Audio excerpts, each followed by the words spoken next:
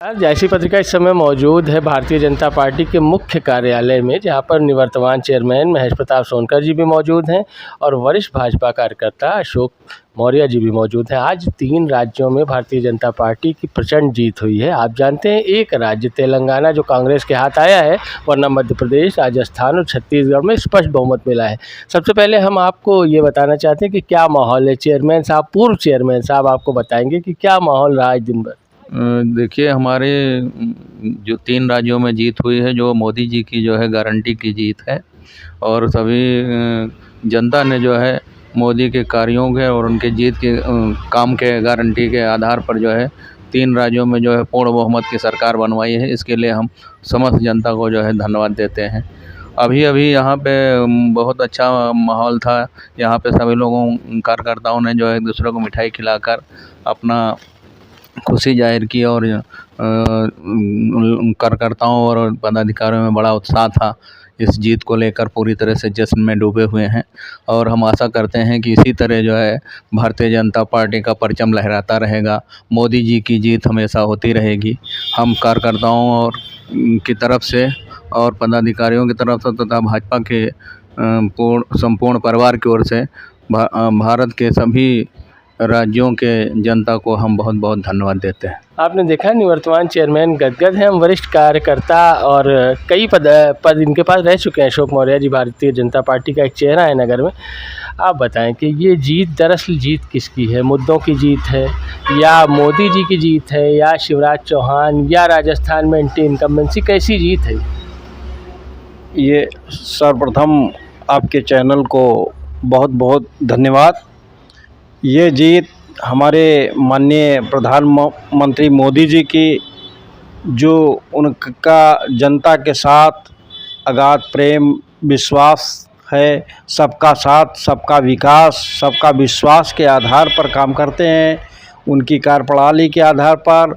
और मध्य प्रदेश में लगातार 18 वर्षों से भारतीय जनता पार्टी के शिवराज के रूप में जो उन्होंने मध्य प्रदेश में अच्छा जनता के बीच में लाडली बहना, ऐसी अनेक योजनाओं के द्वारा, जन कल्याणकारी योजनाओं के द्वारा पुनः जो है मध्य प्रदेश में भारतीय जनता पार्टी की सरकार आई है। और राजस्थान और छत्तीसगढ़ में वहाँ के कांग्रेसी मुख्यमंत्रियों के क्रियाकलाप, उनके भ्रष्टाचारों के कारण जो है वहाँ पर भारतीय जनता पार्टी को प्रचंड बहुमत प्राप्त हुआ है। ये हमारे माननीय मोदी जी, माननीय शिवराज सिंह जी और माननीय वसुंधरा राज सबका योगदान है। और एक चीज़ अशोक जी, हम थोड़ा सा रोक के आप ये सारी बातें आपने बताई, जो लाडली बहना योजना और इन सब का नतीजा रहा मध्य प्रदेश में। केंद्र की नीतियों से भी कोई फ़ायदा हुआ वहाँ के लोकल चुनाव में? जी, हमारे माननीय प्रधानमंत्री जी की, जैसे केंद्र की प्रधानमंत्री आवास योजना, उज्ज्वला योजना और किसान सम्मान निधि आदि जैसे, और आदिवासी, माननीय हमारे प्रधानमंत्री जी की सोच, माननीय जो हमारी राष्ट्रपति महोदया है, उन्होंने ये सोच के बनाया था।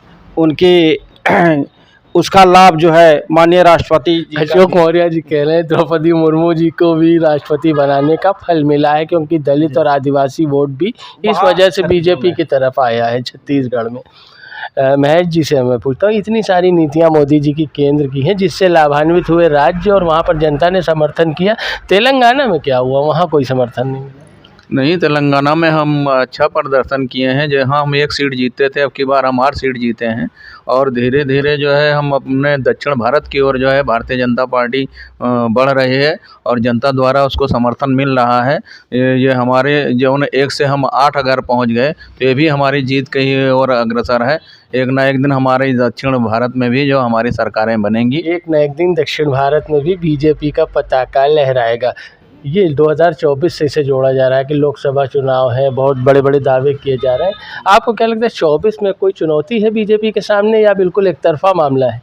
नहीं, जो है हमारे संबंध से तो कोई चुनौती नहीं है, क्योंकि जो इंडिया इनका जो है अलायंस बना था विपक्षी पार्टियों का 14 और 23-24 पार्टियों का मिला के, उस इंडिया में भी जो है कोई दम नहीं रहा, क्योंकि इंडिया ने भी मिलकर भी जो है हमारी भारतीय जनता पार्टी की सरकार और हमारी मोदी जी की जो है जनता में जनता की सुविधाओं वाली योजनाओं के आधार पर इंडिया गठबंधन भी कुछ नहीं कर पाया।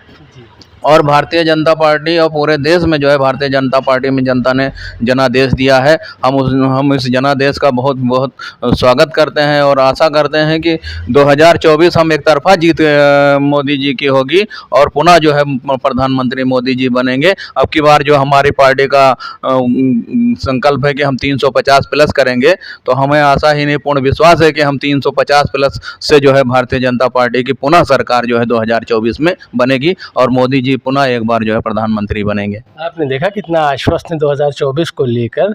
आप अशोक जी बताएं, अमेठी की बात कर लें। अमेठी लोकसभा क्षेत्र में जिस तरह संजय गांधी हॉस्पिटल का मुद्दा गरमाया और काफ़ी नाराज़गी पब्लिक में देखने को मिली, कितना नुकसान हो सकता है 24 में? नहीं, यहाँ पर दीदी स्मृति ईरानी हमारी जो केंद्रीय नेता हैं, बराबर जैसा 2014 के चुनाव हारने के बाद भी लगातार जनता के बीच बनी रही और एक घर मतलब चाहे अभी जैसे युवाओं के लिए उन्होंने खेल कूद का कार्यक्रम किया। अभी दीपावली पर सभी वर्गों को अपने कार्यकर्ताओं और सभी लोगों को उपहार वितरित किया और आए दिन इस समय जनपद में 234 सड़कें, पहली बार जनपद में 234 सड़कें दीदी स्मृति ईरानी के प्रयास से प्रधानमंत्री सड़क योजना में चयनित की गई हैं और दीदी स्मृति ईरानी के नेतृत्व में सर्वांगीण विकास अमेठी संसदीय क्षेत्र का हो रहा है।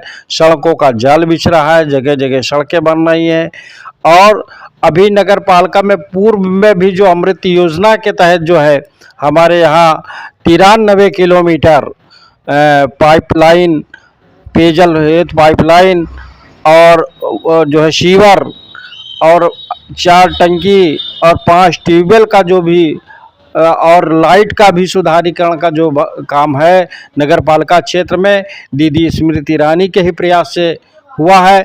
और इसके पूर्व भी जो है जायस नगर में राहुल गांधी जी 15 साल सांसद रहे, सोनिया गांधी जी उनकी माता जी सांसद रही और स्वर्गीय राजीव गांधी जो प्रधानमंत्री रहे वो भी इस क्षेत्र का प्रतिनिधित्व किए। लेकिन जायस नगर की जनता का जो सर्वांगीण विकास हुआ है, जायस में पहली बार जो है लगभग 5000 आवास जो प्रधानमंत्री आवास प्राप्त हुए हैं वो दीदी स्मृति ईरानी के प्रयास से प्राप्त हुए हैं।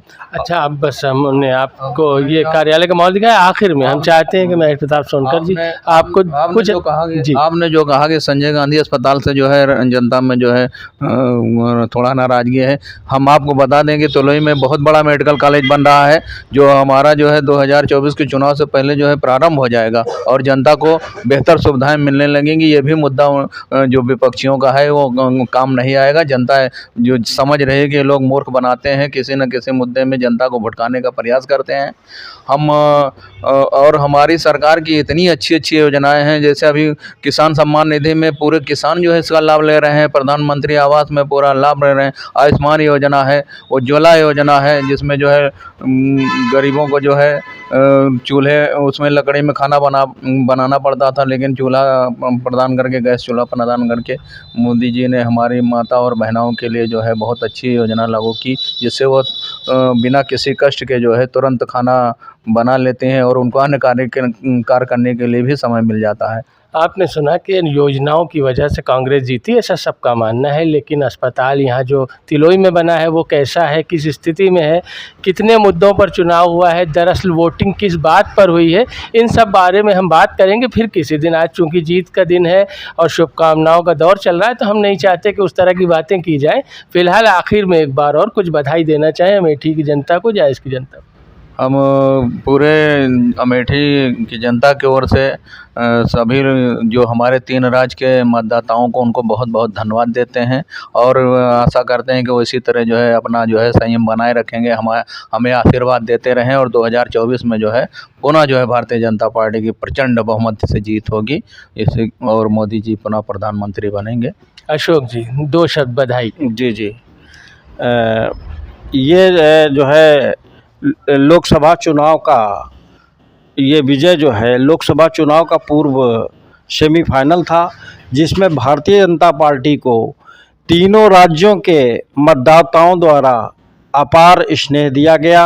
इसके लिए जो है तीनों राज्यों की जनता को मैं विशेष रूप से धन्यवाद देता हूं। और तेलंगाना में भी जो है हमारा ग्राफ बढ़ा है, हमारा वोट प्रतिशत बढ़ा है और वहाँ भी हमारी सहभागिता और भविष्य में एक दिन जो है वहाँ भी हमारी आने वाले सालों में भारतीय जनता पार्टी की निश्चित सरकार बनेगी और केंद्र में माननीय मोदी जी के नेतृत्व में पुनः 2024 में भारतीय जनता पार्टी की सरकार बनेगी। इसमें कोई दो राय नहीं है, क्योंकि मोदी जी एक जो है राष्ट्रीय स्तर के नेता नहीं, वो एक अंतर्राष्ट्रीय नेता हैं, स्तर के नेता हैं और उनका कोई जोड़ नहीं है। अन्य विपक्ष के पास बिखरा हुआ विपक्ष है, उनके पास कोई न मुद्दा है। और 9 साल के कार्यकाल में 9.5 साल के कार्यकाल में मोदी जी के कैबिनेट के ऊपर एक भी रुपए का भ्रष्टाचार का आरोप नहीं लगा है। ये बहुत बड़ी बात है। आपने सुना दावे भी हैं और मैंने आपसे कहा कि इन सब बातों पर तर्क वितर्क के फिर किसी दिन डिबेट करेंगे। आज शुभकामनाओं का दौर है। बधाई आपको आपके सामने प्रस्तुत की आदरणीय निवर्तमान चेयरमैन महेश प्रताप सोनकर और अशोक मौर्य जी ने। आप सब वीडियो को शेयर करें। धन्यवाद।